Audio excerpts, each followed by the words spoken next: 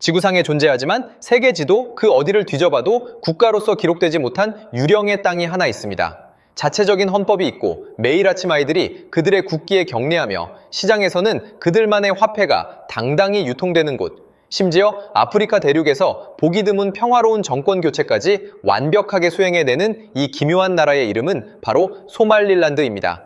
지난 30년 동안 국제사회는 이들을 철저히 무시해왔습니다. 마치 존재하지 않는 투명 인간을 대하듯 말이죠. 그런데 2025년 12월 26일 전 세계를 경악하게 만든 사건이 터졌습니다. 중동의 맹주 이스라엘이 이 이름 없는 나라를 주권 국가로 공식 승인해버린 것입니다. 모두가 미쳤다고 했습니다. 미국은 당혹감을 감추지 못했고 아랍연맹과 중국은 이례적인 분노를 쏟아냈습니다. 나라 하나를 인정했을 뿐인데 유엔 안보리까지 긴급 소집되었죠. 대체 왜일까요? 이스라엘은 왜 30년간 지켜온 국제사회의 금기를 깨뜨리면서까지 이 위험한 도박을 감행했을까요? 그 해답은 지금 우리가 마주하고 있는 2026년의 참혹한 물류 현장 속에 숨겨져 있습니다. 2025년 기준 삼성전자의 해상 물류비가 전년 대비 무려 72%나 폭등했다는 충격적인 통계를 기억하시나요? 유럽으로 향하는 컨테이너 하나를 보내는 비용이 세네바이나 치소사, 우리 중소기업들이 수출을 포기하고 쓰러져 가던 그 아찔한 순간들 말입니다. 이스라엘의 이 파격적인 선택은 결코 우연이 아니었습니다. 그것은 2026년 오늘 전 세계의 목줄을 쥐고 흔드는 홍해의 물류 위기를 정면으로 돌파하기 위한 철저한 생존 본능이자 거대한 지정학적 설계의 시작이었죠. 냉전 시절 소련이 남겨둔 4,140m의 거대한 활주로, 그리고 그 너머 예멘의 후티 반군을 겨냥한 이스라엘의 차가운 시선. 우리는 오늘 이 거대한 사건의 실체에 다가가 보려 합니다. 단순한 외교 뉴스가 아닙니다. 여러분의 식탁 물가부터 글로벌 대기업의 생사까지 연결된 2026년 가장 치밀한 추리극의 서막입니다. 과연 이스라엘은 이 유령 국가에서 무엇을 본 것일까요? 그리고 이들의 결탁은 우리의 미래를 어떻게 바꾸어 놓을까요? 지금부터 그 거대한 음모의 퍼즐을 하나씩 맞춰보겠습니다. 우리가 마트에서 집어드는 올리브유 한 병, 혹은 새로 주문한 가전제품의 가격표 뒤에 아프리카 바다의 포성이 숨어 있다는 사실을 평소에 실감하기는 참 어렵습니다. 하지만 2025년을 관통하며 우리가 목격했던 지표들은 지극히 현실적이고도 잔혹했습니다. 2025년 상반기 기준 상하이 컨테이너 운임 지수는 전년 동기 대비 무려 3배 가까이 치솟았고, 홍해를 통과하던 스웨즈 운하의 물동량은 평년의 절반 수준인 50% 아래로 곤두박질 쳤습니다. 세계 컨테이너 물동량의 30%가 지나는 그 좁은 길목이 예멘 후티 반군의 드론과 미사일에 노출되자 글로벌 물류망은 마치 동맥경화에 걸린 환자처럼 비명을 지르기 시작한 것이죠. 이 파장은 먼 나라 이야기가 아니었습니다. 당장 우리 곁의 기업들을 살펴볼까요? 2025년 말 확정 데이터를 보면 삼성전자의 물류비 지출은 전년 대비 72%라는 경이로운 수치로 폭증했습니다. 대기업조차 이 정도인데 가격 협상력이 전무한 중소수출 기업들의 처지는 어떠했을까요?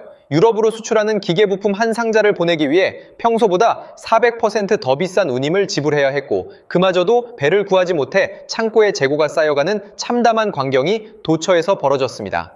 아프리카 남단 희망봉을 돌아가는 2주의 추가 시간은 단순한 지연이 아니라 누군가에게는 파산 선고와도 같은 치명적인 손실이었던 셈입니다. 실제로 2025년에 이 처참한 물류비 상승과 공급망 붕괴라는 도미노는 멈추지 않고 쓰러져 결국 2026년 오늘 우리가 마주한 글로벌 인플레이션의 재점화라는 참상을 만들어냈습니다. 작년에 기록된 운송보험료의 250% 폭등 수치가 지금 우리 식탁 위에 수입 물가로 고스란히 전이된 것이죠. 시청자 여러분, 우리가 여기서 주목해야 할 것은 바로 이 지점입니다. 이스라엘은 바로 이 2025년의 고통스러운 데이터 속에서 생존의 해답을 찾기 위해 지도를 펼쳤습니다. 그들의 시선이 멈춘 곳은 홍해와 인도양이 만나는 가장 좁은 목줄 바브엘만데브 해협이었습니다. 수사관의 관점에서 이 사건을 들여다보면 아주 흥미로운 모순이 발견됩니다. 후티 반군이 장악한 예멘의 바로 맞은편, 그곳에는 세계 어느 나라도 국가로 인정하지 않지만 가장 완벽한 전략적 요충지를 점유한 소말릴란드가 있었습니다. 이스라엘에게 소말릴란드는 단순히 아프리카의 한 지역이 아닙니다. 후티의 미사일 사거리를 벗어나면서도 그들의 거점을 단 45분 만에 타격할 수 있는 천혜의 전진기지이자 막힌 홍해를 뚫어낼 유일한 열쇠였던 것이죠. 2025년의 혼돈 속에서 이스라엘은 깨달았을 것입니다.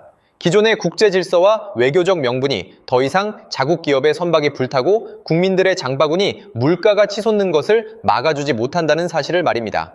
그래서 그들은 30년 넘게 봉인되어 있던 아프리카의 금기를 깨뜨리는 선택을 내렸습니다. 국제사회의 비난을 감수하더라도 지도에 없는 나라를 현실의 파트너로 끌어올려 2026년에 이 물류 지옥을 돌파하겠다는 지극히 냉혹하고도 현실적인 계산을 마친 셈입니다.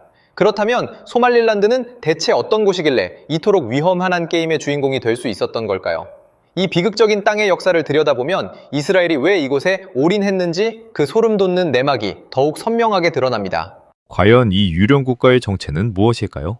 우리가 수사관의 시선으로 소말릴란드의 과거를 파헤치다 보면 단순히 가난한 아프리카의 한 지역이라는 편견이 얼마나 무지한 것이었는지를 깨닫게 됩니다. 이 나라는 1884년으로 거슬러 올라가는 매우 독특하고도 서구화된 행정적 뿌리를 가지고 있습니다.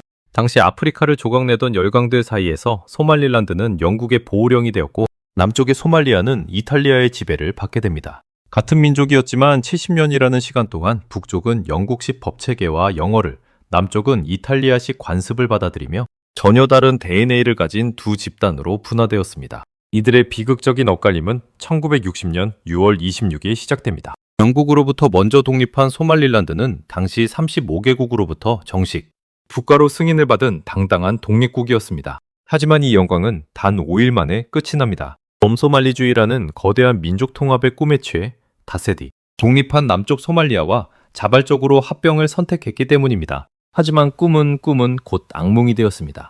모든 권력은 남쪽으로 쏠렸고 북쪽 주민들은 2등 시민으로 전락해 차별과 억압의 세월을 견뎌야 했습니다. 이 갈등이 피해 역사로 변한 결정적 계기는 1969년 쿠데타로 집권한 독재자 시아드 바레였습니다.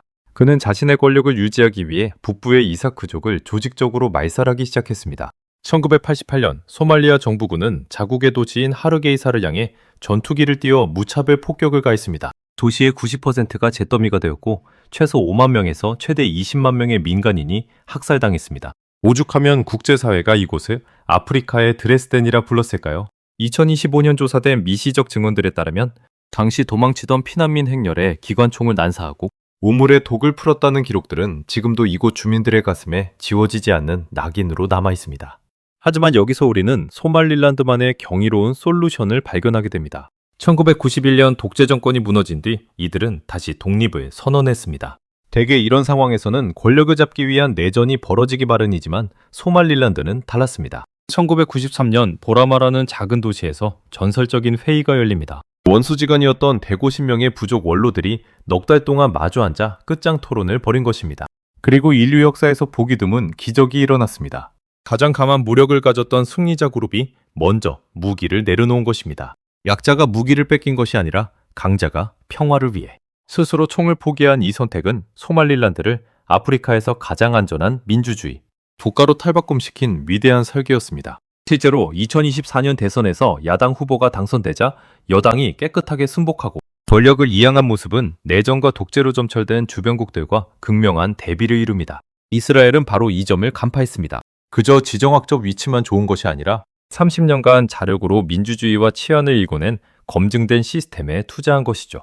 이스라엘의 승인은 단순히 한 나라를 인정하는 행위를 넘어 서구식 민주주의 가치를 스스로 증명해낸 이 유령, 국가를 글로벌 안보체제의 파트너로 공식 영입하겠다는 지적, 해방선언과도 같습니다. 우리가 흔히 아프리카를 무질서의 땅이라 치부할 때 소말릴란드는 지난 30년간 소리 없이 완벽한 국가의 기틀을 닦아왔습니다. 이스라엘은 그 노력이 2026년에 글로벌 물류, 위기와 만나는 지점에서 거대한 자본과 안보의 설계를 시작한 것입니다. 그렇다면 이들의 결합은 구체적으로 홍해의 판도를 어떻게 뒤흔들고 있을까요? 이제 우리는 그들이 숨겨두었던 4,000m의 거대, 활주로와 그 위에 그려진 2026년의 치명적인 시나리오를 들여다봐야 합니다. 이제 우리는 이 사건이 단순한 외교적 해프닝을 넘어 왜 2026년 세계 경제의 판도를 뒤흔드는 거대한 도미노의 첫 번째 조각인지 그 심연을 들여다봐야 합니다. 사실 2025년 한 해 동안 우리가 목격했던 전 세계적인 물류, 대량과 에너지 가격의 불안정이라는 수치들은 단순한 경고음이 아니었습니다. 2025년에 이 치명적인 데이터들이 차곡차곡 쌓여 임계점을 넘긴 결과가 바로 2026년 오늘 이스라엘과 소말릴란드의 결탁이라는 전례 없는 지정학적 폭풍을 만들어낸 것입니다. 가장 먼저 주목해야 할 핵심 병기는 소말릴란드 베르베라 공항에 잠들어 있던 4140m 길이의 거대 활주로입니다. 시청자 여러분, 일반적인 여객기 활주로가 2500m 내외라는 점을 감안하면 이 활주로가 얼마나 압도적인 규모인지 짐작이 가실까요? 냉전 시절 소련이 미군을 견제하기 위해 만들었고 한때 나사가 우주왕복선의 비상착륙지로 점찍었을 만큼 견고한 이 콘크리트 위로 이제 이스라엘의 최첨단 전투기와 드론들이 내려앉고 있습니다. 이곳에서 이륙하면 홍해를 마비시킨 후티 반군의 심장부까지 단 45분이면 도달합니다. 이 45분이라는 숫자가 의미하는 바는 명확합니다. 이스라엘은 더 이상 먼 바다에서 방어만 하는 것이 아니라 후티의 턱 밑에 칼을 겨누고 2026년에 해상 질서를 재편하겠다는 의지를 드러낸 것이죠. 하지만 이 거대한 게임에 참전한 것은 이스라엘뿐만이 아닙니다. 이 이면에는 거대 자본의 냉혹한 설계가 숨어 있습니다. 두바이의 국영 항만기업 DP월드는 이미 베르베라 항구 개발에 4억 달러가 넘는 천문학적 자금을 투입하며 이 유령 국가를 중동과 아프리카를 잇는 거대 물류 허브로 점찍었습니다. 여기에 바다가 없어 순통이 막혀있던 에티오피아가 가세했죠. 에티오피아는 소말릴란드의 해안을 50년간 임차하는 대가로 이들의 독립을 승인하겠다는 파격적인 합의를 던졌습니다. 이스라엘의 군사력, UAE의 자본, 그리고 에티오피아의 시장이 소말릴란드라는 작은 접점에서 만나 홍해 연합군을 형성하고 있는 셈입니다. 여기서 우리는 2026년 오늘 마주한 가장 위험한 시나리오인 이중 병목 현상에 주목해야 합니다. 호르무즈 해역과 홍해가 동시에 위협받는 이 상황은 세계 경제의 혈관이 동시에 막히는 심근경색과도 같습니다. 2025년 하반기 후티의 공격으로 인해 스웨즈 운하 통행량이 42% 급감했던 그 데이터가 결국 2026년 오늘 우리가 마주한 글로벌 물가 폭등과 공급망 붕괴라는 참상을 만들었습니다. 이스라엘은 바로 이 참상을 돌파하기 위해 소말릴란드라는 카드를 꺼내든 것입니다. 그들은 알고 있었습니다.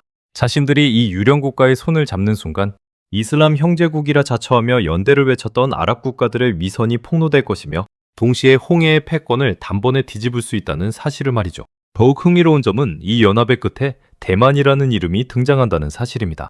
2020년부터 소말릴란드와 대사급 공간을 교환하며 협력해온 대만은 국제사회에서 인정받지 못한 자들끼리의 연대가 얼마나 강력한 실리를 만들어낼 수 있는지 이미 보여주었습니다.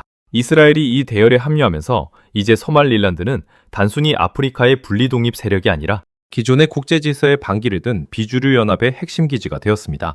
미국이 소말리아의 영토 보존을 존중한다는 원론적인 입장을 취하면서도 이스라엘의 행보를 적극적으로 막지 못하는 이유도 바로 여기에 있습니다. 2026년의 혼돈 속에서 실질적인 치안과 물류의 안전을 보장해 줄 수 있는 파트너는 무능한 소말리아 정부가 아니라 스스로의 힘으로 평화를 일궈낸 소말릴란드라는 것을 누구보다 잘 알고 있기 때문입니다. 결국 이 모든 현상은 2025년에 확정된 데이터들이 보내온 조용한 경고를 무시했던 대가일지도 모릅니다. 물류비 폭등과 지정학적 리스크라는 수면 아래의 거대한 얼음덩어리가 2026년에 이르러 드디어 수면 위로 솟아오른 것이죠. 이스라엘과 소말릴란드의 결탁은 단순한 외교적 선택이 아니라 붕괴하는 기존 질서 위에서 새로운 생존 지도를 그리려는 필사적인 몸부림입니다. 과연 이들의 도박은 성공할 수 있을까요? 아니면 아프리카 전체를 전쟁의 소용돌이로 몰아넣는 불씨가 될까요? 분명한 것은 우리가 알던 세계 지도의 경계선은 이미 2026년, 오늘을 기점으로 영구히 수정되고 있다는 사실입니다. 지도 위에서 지어졌던 30년의 세월, 그리고 단 5일간의 짧았던 독립의 기억. 소말릴란드가 걸어온 길은 어쩌면 우리에게 국가란 무엇인가라는 아주 근본적인 질문을 던지고 있는지도 모릅니다. 국제사회가 외면하는 동안 스스로 무기를 내려놓고 스스로 민주주의를 일궈내며 이제는 전 세계 물류의 목줄을 쥔 이스라엘의 유일한 파트너가 된 이들의 서사는 결코 남의 나라 이야기가 아닙니다. 우리가 2025년에 목격했던 물류비 72% 폭등이라는 잔혹한 지표들이 결국 2026년 오늘 이름조차 낯선 아프리카의 한 땅을 우리 삶의 한복판으로 끌어올렸기 때문입니다. 결국 이 거대한 지정학적 드라마가 우리에게 주는 교훈은 명확합니다. 2026년의 세계는 더 이상 명분과 형식만으로 돌아가지 않는다는 사실이죠. 30년 넘게 형제라 부르던 아랍 국가들이 외면할 때 생존을 위해 이스라엘의 손을 잡은 소말릴란드의 선택은 지극히 냉혹하지만 가장 현실적인 생존 전략이었습니다. 그리고 그 전략은 지금 우리 집 거실의 가전제품 가격과 우리 기업들의 수출, 경쟁력을 결정짓는 가장 강력한 변수가 되어 돌아왔습니다. 보이지 않는 곳에서 누군가 설계한 이 거대한 도미노는 지금 이 순간에도 우리를 향해 쓰러지고 있습니다. 오늘 우리가 함께 추적한 이 소말릴랜드의 비상과 이스라엘의 도박은 복잡하게 얽힌 2026년 글로벌 경제의 단면을 상징합니다. 뉴스에서는 알려주지 않는 이 이면의 연결고리를 이해하는 것. 그것이 바로 불확실한 시대에 우리가 가질 수 있는 가장 강력한 무기일 것입니다. 단순히 지도를 보는 법을 넘어 그 지도가 왜 다시 그려지고 있는지, 그 본질을 꿰뚫어보는 통찰력이 그 어느 때보다 필요한 시점입니다. 이 깊이 있는 이야기가 여러분의 세상을 보는 눈을 조금이나마 넓혀드렸다면 좋겠습니다. 우리가 오늘 나눈 지적 해방의 즐거움이 앞으로의 혼란스러운 시대를 헤쳐나갈 작은 이정표가 되기를 진심으로 바랍니다. 앞으로도 쏟아지는 데이터 파편 속에서 본질이라는 보석을 찾아 여러분께 가장 먼저 배달해드리겠습니다. 남들보다 한 발 앞선 통찰로 내일의 세계를 선점하고 싶으시다면 구독과 좋아요로 이 지적인 여정에 함께해 주시길 부탁드립니다. 여러분의 클릭 한 번이 더 깊고 날카로운 진실을 파헤치는 가장 큰 동력이 됩니다. 긴 시간 함께해 주셔서 진심으로 고맙습니다. 시청해 주셔서 감사합니다.